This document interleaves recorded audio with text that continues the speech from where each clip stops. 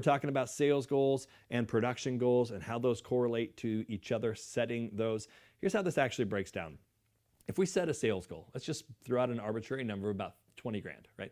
We want to put a goal of about 20,000 of monthly sales. But your production goal is like, well, I really could only put out about $10,000 worth of production per month. That's a good place to start.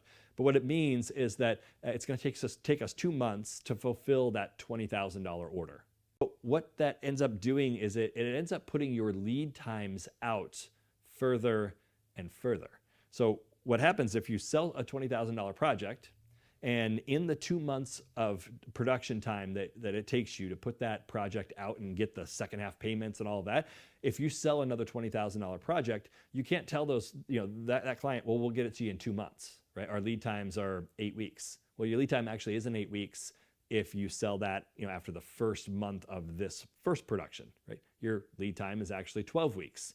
And if you then, in the middle of that second project, you sell another $20,000 project, which is what you want to do, by the way, bring cash flow in and sell projects. If you're then now selling that second project, then you are really looking at telling your client, well, we're like 14, 16 weeks out. And as you continue to sell projects, if your production can't keep up with that, then your lead times are going to continue to move to the right.